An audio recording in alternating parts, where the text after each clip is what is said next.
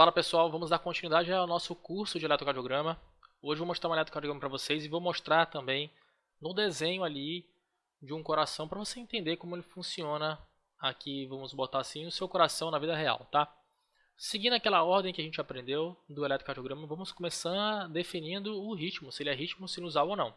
Lembra que o ritmo sinusal tem que ter a onda P positiva onde? Em D1, D2 e AVF. Então a gente tem ondas positivas, P positivas em D1, D2 e AVF, então nós estamos diante de um ritmo sinusal, tudo bem até aqui. O segundo passo que a gente vai definir no paciente é a nossa frequência cardíaca. Aí lembra que a gente conversou? Nós vamos pegar dois complexos QRS, vou escolher esses dois, vamos contar o número de quadradinho entre eles, né, e dividir o 1500 dividido pelo número de quadradinhos. A gente tem aqui, ó, daqui para cá, vamos botar bem aqui assim, para a gente pegar bem, ó. Vamos botar também no início, ó. 5, 10, 15, 20. Aí a gente vai contar daqui para cá, tem mais 4. 24, 25, 24 quadradinhos. Então, a gente pega 1500 dividido por 24, a gente tem uma frequência cardíaca de 62 batimentos por minuto. Então, 62 batimentos por minuto, ok? Tem outra forma de contar a frequência cardíaca? Tem, mas eu prefiro muito mais essa, ela é muito mais simples e dá sempre certo, nunca dá errado. Tem aquela lá de dividir 300, 150, 100. Galera, vai nesse aqui que não tem erro. O outro detalhe importante, próxima coisa que nós vamos verificar aqui é a nossa morfologia, né, de onda P, morfologia de QRS. Vamos seguir adiante, tá? Vamos ver aqui então com a gente aqui a nossa morfologia de P, né? A gente percebe que essa P aqui, ela teve um pouquinho de um ponto positivo, outro ponto, opa, deixa eu voltar ali.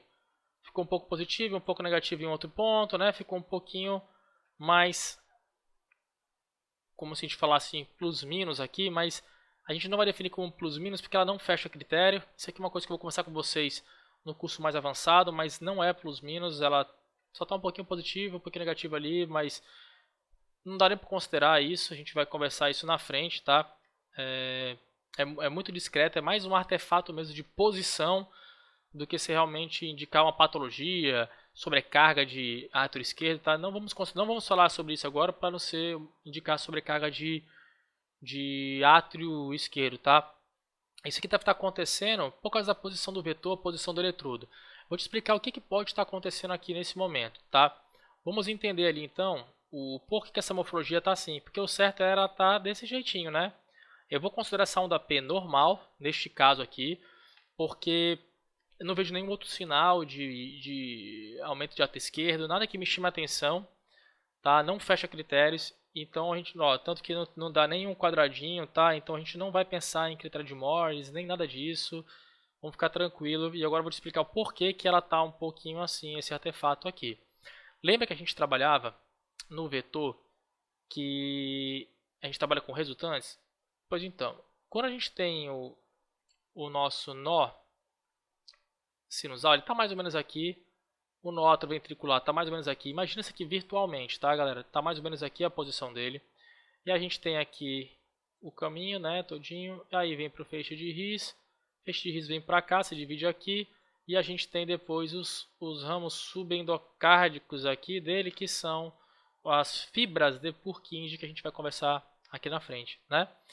Feito isso, vamos imaginar o seguinte, que o paciente, aqui ele está de lado deitadinho, de lado deitado, né? O lado esquerdo do paciente é esse aqui, o lado direito do paciente é esse, e foi colocado os eletrodos desse paciente. Então, o eletrodo foi colocado aqui, ó, nessa posição. Bora botar aqui V1, ele está deitado, tá, galera? O V2, o V3, o V4, o V5, o V6. Vamos imaginar que essa ficou a posição ali no coração do paciente. Então, o que aconteceu? Lembra que a gente trabalha com resultantes?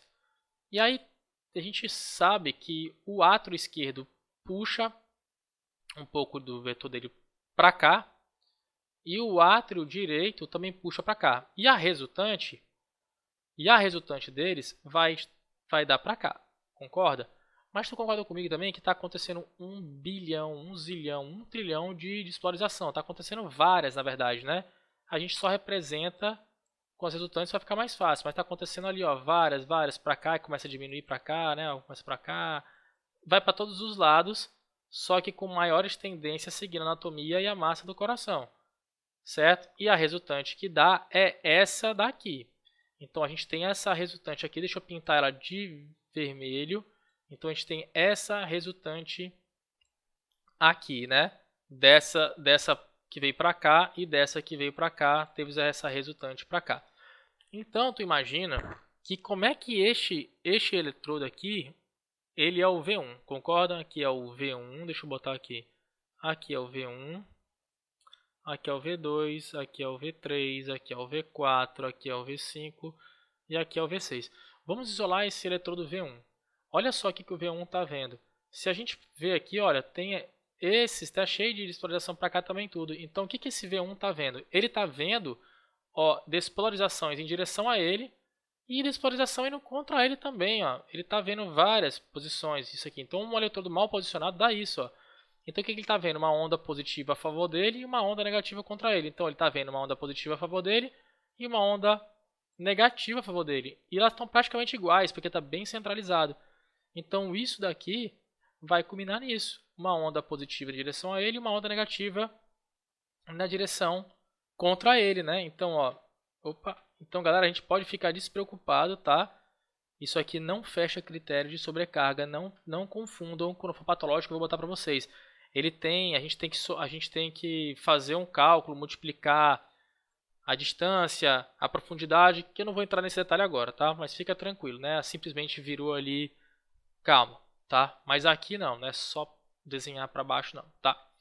Beleza, então a gente entendeu por que está isso aqui, mas é normal, isso aqui é realmente uma posição errada que foi colocada o V1. Pronto, feito isso, a gente vai definir o nosso eixo cardíaco, né? Nosso eixo cardíaco. Lembrar das posições que nós estamos lá, também todos os nossos nossos AVR, AVL, AVF, tudo está aqui, tudo espalhadinho, né? A gente lembra, né? Como se fosse o triângulo lá de Eitover, a gente vai botar assim, ó. Aqui é o D1, lembra? Desculpa. Aqui é o AVR, lembra?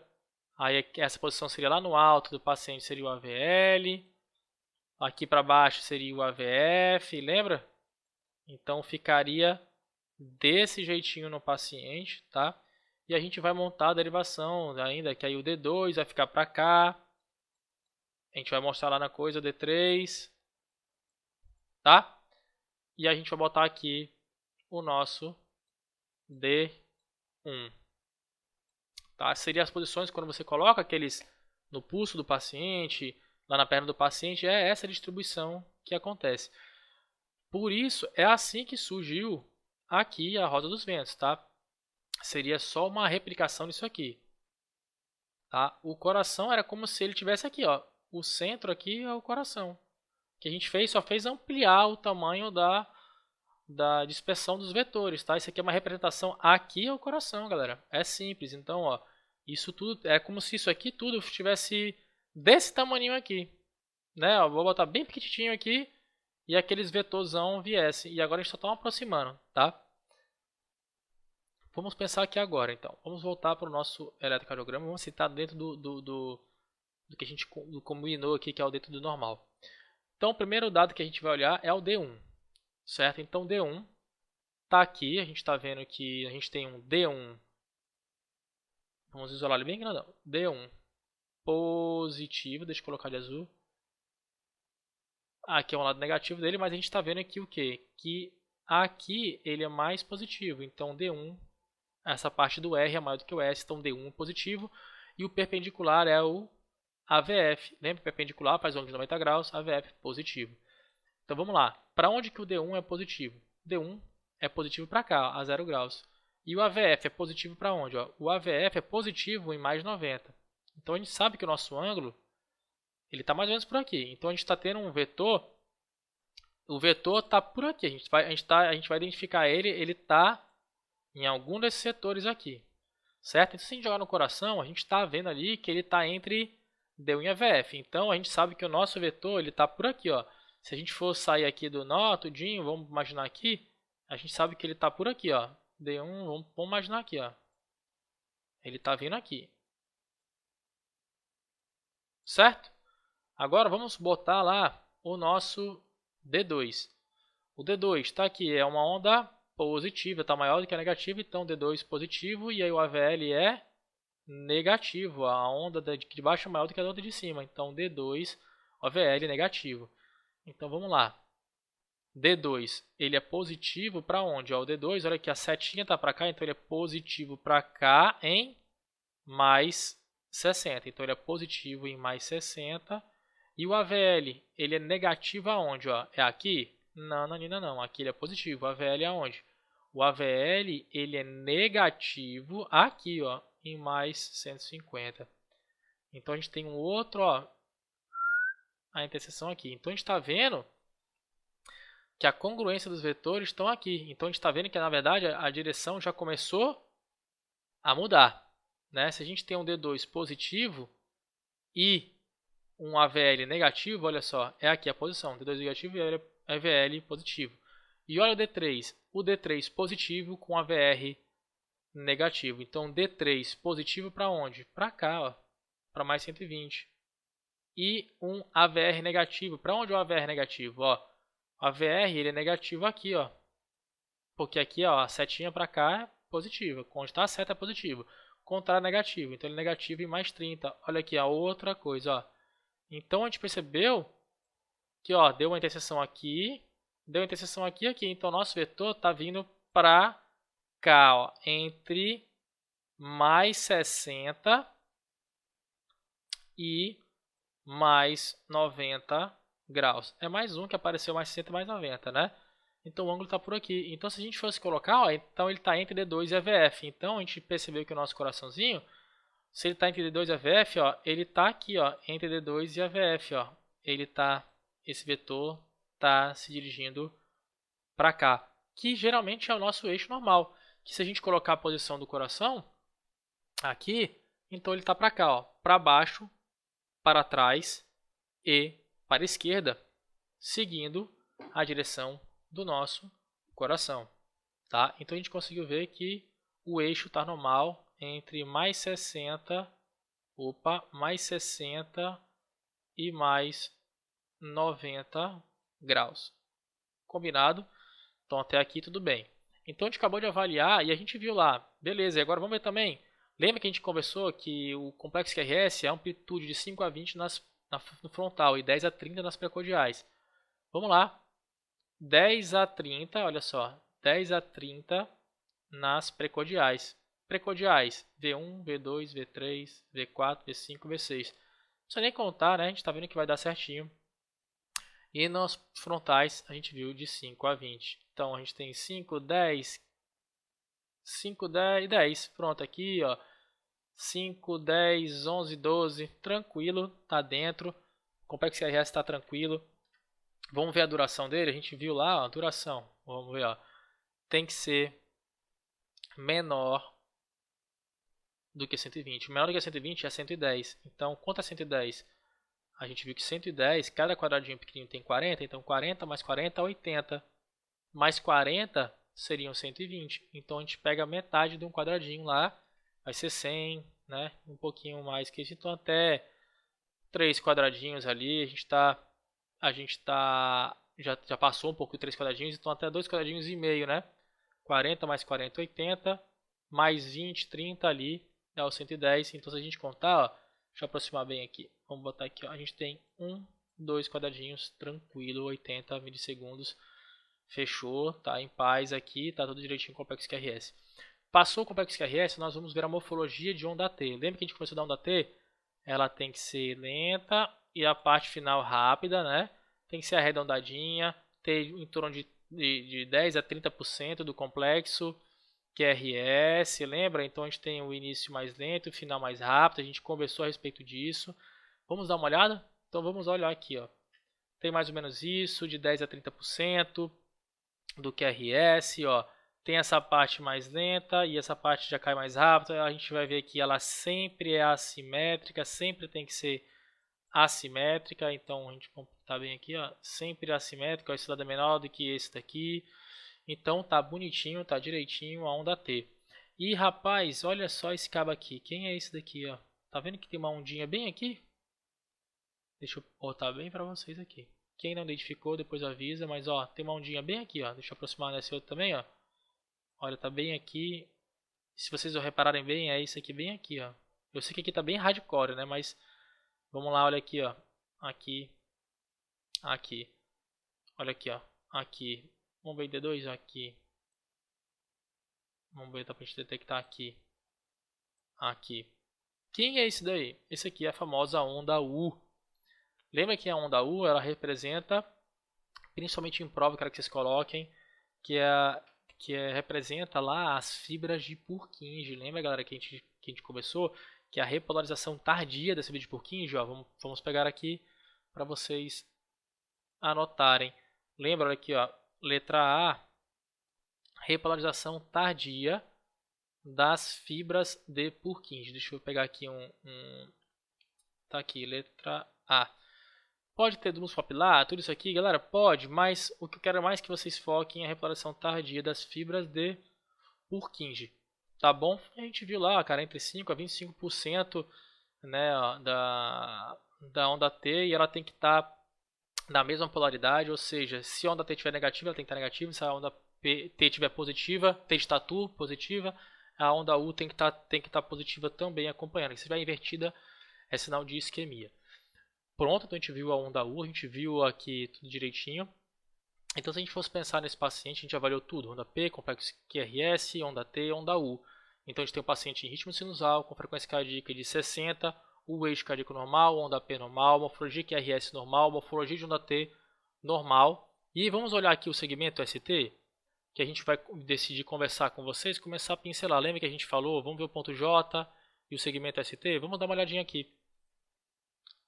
Ponto J, então ponto J, vamos colocar aqui, ó.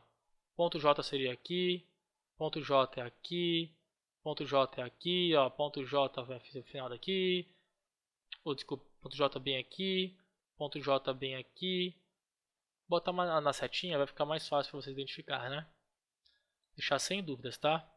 Então, ó, ponto J aqui, ponto J é aqui, ponto J é aqui, ponto J é aqui, ponto J é aqui, ponto J é aqui.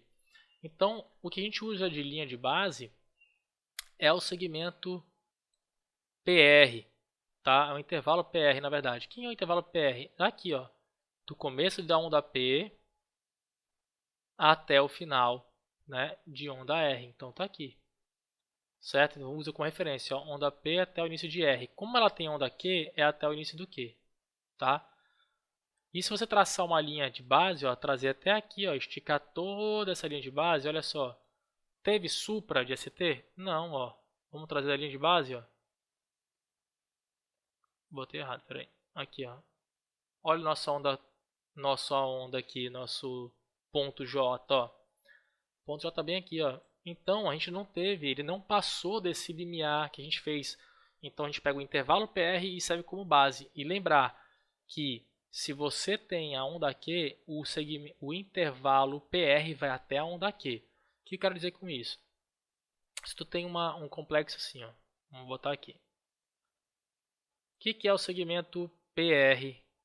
O intervalo PR aqui. Ele vai daqui do começo do P até o início de R. Ok? Essa é a linha de base. Agora, se tu pega um paciente que tem assim, ó, complexo, ó, faz o Q, um R e um S, então nesse caso é diferente, ó. O intervalo PR ele vem daqui até o começo de Q, tá? E seria a linha de base, então a gente viu que não tem supra, não tem nada através do ponto J, então tá bonitinho. Feito isso, a gente definiu tudo que você precisava definir no eletrocardiograma. Vimos todas as ondas, então a gente vai falar aqui. Se a gente fosse fazer a sequência, ritmo do paciente sinusal, frequência cardíaca de 62, eixo cardíaco dentro dos limites da normalidade, entre 60 e 90 graus, entre mais 60 e mais 90 graus, tá? Morfologia de onda P normal, morfologia de onda de QRS normal, morfologia de onda T normal, tá? Morfologia de onda U normal. Conclusão, eletrocardiograma dentro dos limites da normalidade. Fechou? Beleza, no final, quando acabar todo o curso aqui, todos os eletrocardiogramas, eu vou colocar para você no final o meu molde que eu uso no consultório, tá? Então fica aqui comigo até o final, vai ser bem bacana esse curso. Um abraço e até a próxima aula. Vou pegar um outro com eixo diferente para a gente começar a fazer mais eixos, tá? Um abraço.